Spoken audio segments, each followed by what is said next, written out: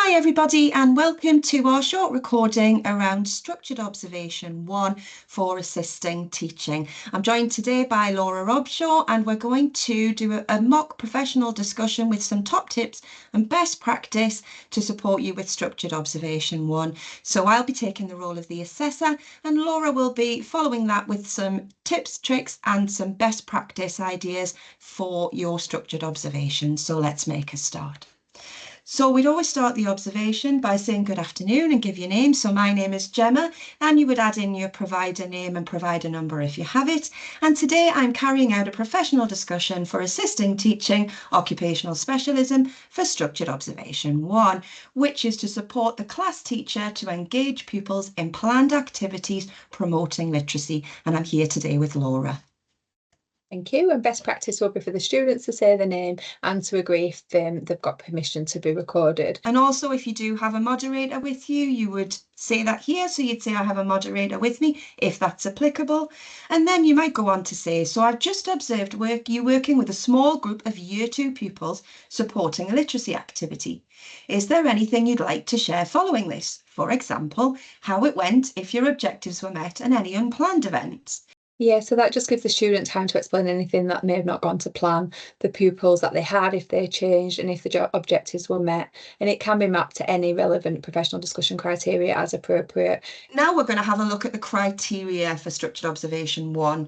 So a professional discussion is allowed for S2.8, which is apply pedagogical understanding to deliver or lead small group teaching within clearly defined or planned parameters. But as I observed you with a small group of children, in this case it was 4 students, we don't need to cover this in terms of professional discussion. The discussion is only needed if the activity was with one child or a large group to give the student the opportunity to apply pedagogical understanding to deliver or lead that small group teaching. So today we'll start with S2.15, which is support the development of literacy using appropriate strategies for the content. So I observed you implement many of these through your story and the use of phonics. Can you tell me more about this and your understanding of literacy across the national curriculum? So best practice here would be for the student to use their plan to share their understanding of literacy development for the age they're working with, and then examples of what this looks like with examples across the national curriculum. So examples within the assessment justification include the use of systematic synthetic phonics, reading, encouraging reading for enjoyment, providing specific feedback on the accurate use of spelling, punctuality and grammar, widening pupils' vocabulary, improving confidence in reading and writing, and encouraging pupils to rehearse talking about what they're going to write. Lovely, thank you, Laura. So are you happy that you've covered literacy development across the national curriculum? So then if the students only covered the age that they're working with, that would give them an opportunity then to cover any other areas such as Key Stage 2 and Key Stage 3. Wonderful. Thanks, Laura. So now we're going to move on to S2.17, which is identify and use unplanned opportunities to develop mathematical understanding as they arise. So I observed you recognizing and using spontaneous mathematics to develop pupils' mathematical understanding as part of the literacy session. Can you tell me about these opportunities and any more that you could have included as part of the session I observed?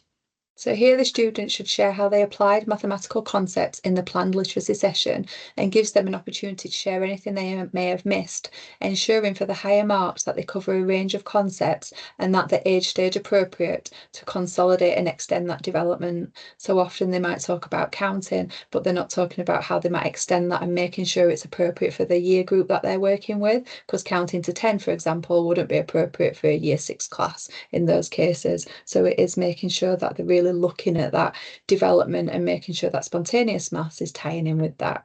Wonderful. Thanks, Laura. Would there be anything else you'd like to add before we move on? No? All good. So the next criteria is S3.26, participate in digital safety and cyberbullying initiatives. So I observed you today using ICT with your pupils. Can you explain how you contribute to digital safety, reflecting on schools' policies to keep pupils safe online? So here the student should share key areas from the school policy, offering examples of how this can be achieved during online activities. For higher marks, they should also discuss any action taken to comply with the school policy. Thanks, Laura. Is there anything you'd like to share about cyberbullying initiatives and ways the school is supporting safety online to minimise the impact of cyberbullying in education? The student to demonstrate understanding of the school policy and share the initiatives the school have had. Lovely. Or Are you plan happy to to have. move on? Yeah, thank you. Wonderful. So the next criteria is S3.33 and S4.18, which is foster and encourage positive, effective, nurturing and safe environments, inspiring pupils to take pride in and develop from their individual achievements. Support pupils' confidence and self-esteem in order to help them manage their own learning. And I've observed you demonstrating a number of the assessed skills within your small group. Therefore, we don't need to discuss these. Like S2.8, a discussion is only needed here if you have a one-to-one situation or a large group. So would you like me to go over any of the criteria, or are you happy with the responses you've given so far? I'm happy. Wonderful. Thanks so much, Laura. That concludes the professional discussion. Thank you. Thank you. We really do hope you found this video useful. Please do look out for the other videos around professional discussion. You'll see them appear on our YouTube channel, and we have videos across all structured observations for EYE and AT. Thanks so much for your time today, Laura. Thank you.